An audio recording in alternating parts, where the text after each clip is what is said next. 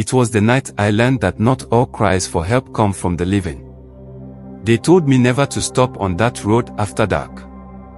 But how was I supposed to know my life would change forever because I didn't listen? It happened on the lonely road between Ibadan and Ilesa. I was driving home late after visiting my cousin in Lagos. There was a huge traffic jam on the main road, so I decided to cut through a rough, dusty, bushy road in order to escape the traffic. That was my first time using that road at night. The road was empty, and the only sounds were the hum of my car engine and the crickets in the bushes.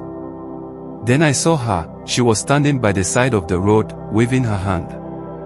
A beautiful woman in a red dress, her hair tied in a scarf.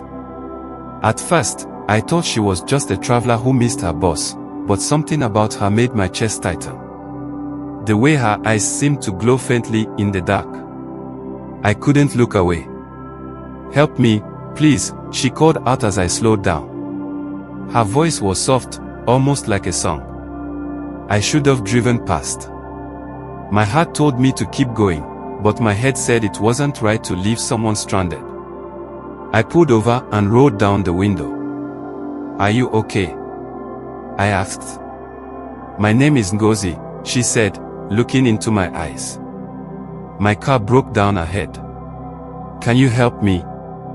She pointed down the road, but I couldn't see any car. Still, I nodded. "Get in. I'll take you to the next village," she said with her soft, tired voice. "You take me to where my car is to pick something from my car, then we can go." She smiled, and her scent sent chills down my spine. Not because it was unpleasant, but because it was too perfect. As we drove, I couldn't help but glance at her. She was beautiful, her skin smooth, her features delicate. But there was something strange. Her dress didn't look dusty or wrinkled, even though the road was rough. "So, where are you from?" I asked, trying to break the silence. "I'm from here," she replied simply. Her tone was calm, but it felt like her words carried a weight I couldn't understand. Minutes passed, and I realized the road seemed longer than usual. I knew this route well. It shouldn't have taken this long to reach the next village. Looking at where I picked her up, and then come to think of where she said her car was broken. "Are you sure your car broke down ahead?" I asked, my voice shaky. "Yes," she said, turning to look at me. Her eyes were sharp now, almost piercing. "But we're not there yet." That's when I saw it, a bend in the road that I didn't remember ever being there before. My chest tightened as my hands gripped the steering wheel. "Turn here," Ngozi said, her voice suddenly firm. I hesitated. "I don't think." "Turn here," she snapped, her calm tone vanishing in an instant. Without thinking, I obeyed. The road became narrower, with tall trees on both sides. I felt like I was being swallowed whole. The air was thick, and my chest felt heavier with every breath. "Ngozi, where are we going?" I asked, my voice barely above a whisper. "You'll see soon," she said, smiling again. This time, it wasn't comforting, it was cold. Finally, we came to a clearing. This was an open area in the forest, free of trees and vegetation, and there was her car. Except it wasn't a car at all, it was a rusted, broken down shell that looked like it had been abandoned for decades. "Ngozi," I started, but she was already out of the car, walking toward the wreck. I followed, my legs trembling. "What's going on?" She stopped and turned to face me, her eyes glowing faintly in the dark. "This is where it happened," she said. "What happened?" "My death." I stumbled back, my heart pounding in my chest. "What are you talking about?" "This is where I died, years ago," she said, her voice echoing like she was speaking from inside a cave. "I waited for someone to help me that night, but no one came. I promised myself I'd find someone to help me, one day. I wanted to run, but my legs froze." Her words hung heavy in the air as she explained that she had died in a car accident on that road years ago. No one had stopped to help her that night. No one cared enough to look for her afterward. Her body was left there, forgotten, and her soul had been wandering ever since. She couldn't move on because no one remembered her. She needed someone to hear her story, to help her find peace. For days, I couldn't stop thinking about Ada's words. Her story haunted me, not because she was a ghost, but because she had been abandoned in death. It made me realize why we, as Nigerians and Africans, as a whole, value funerals so much. In our culture, the dead are never left forgotten. We mourn them with dignity, celebrate their lives, and ensure they are properly laid to rest.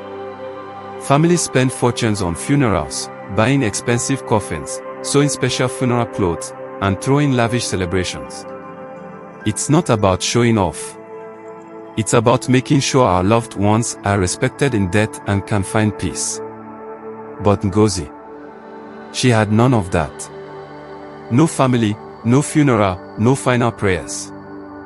That's why she couldn't rest. I decided I couldn't leave her like that. I had to find her family. I started asking around about Ngozi's village based on the background information she gave. It wasn't easy, she hadn't told me much, though. But after weeks of searching, I found myself in a small village near Nsukka. When I asked about Ngozi, the elders' eyes widened. "You knew Ngozi?" one of them asked, surprised. "She left for the city over 10 years ago," another added. "We've been waiting for her to come back, but she just disappeared." I explained everything, the accident, the grave, and how I had found her spirit. At first, they didn't believe me, and I wasn't believing in myself either, that I could see, hear, and talk to a ghost in real life. But when I described how she looks, like her red scarf on her head and her car number plate, they all fell silent. One of the older women, who introduced herself as Ngozi's aunt, began to cry. "Ngozi was our pride," she said. "She was young, beautiful, and wealthy. She went to the city to live a better life, but we never heard from her again. We thought she was kidnapped or lost, but now we know." The family sent 3 young men, of my age with me, to the vacant spot to confirm what I told them. When we arrived, they saw the rusted car and the grave I had cleaned. One of them bent down and picked up her scarf, now faded but still intact. "It's her," they whispered. "This was the scarf used the last time she visited the village." I was amazed they could have recognized that scarf from such an area, about 10 years ago, but I knew Ngozi wanted to use it as a memory to send a signal to her family that what I came to tell them was true. The family decided Ngozi deserved better, because when she was alive, she was open to every single member in the family. They rebuilt her grave, replacing the wooden cross with a marble headstone. They added her portrait, a photo of her smiling, full of life. The scarf was folded neatly and placed on the grave as a reminder of her story. Back in the village, they held a grand memorial funeral for Ngozi. It was a sight to behold. Women dressed in matching asibi, funeral cloth, drummers played somber rhythms, and her favorite foods were prepared as an offering. The family shared stories about her, and her life was celebrated the way she would have wanted. Though it had been 10 years since her death, the village came together to give her the respect she never received. It was a reminder of how deeply we value honoring the dead in our culture. After the funeral, I didn't see Ngozi again. But one night, as I sat on my porch, I felt a cool breeze and heard her soft, familiar voice. "Thank you," she whispered. I looked around, but there was no one there. Still, I knew it was her. Ngozi had finally found peace, I thought. This story, it's a reminder of why we should never forget our loved ones, even in death. In Africa, where I'm proudly from, we believe that the way you are remembered after death matters as much as how you lived. Ngozi's journey taught me that everyone deserves to be cared for, both in life and in death. I don't know if Ngozi is truly gone or if her spirit still lingers. But one thing is certain, this isn't the end.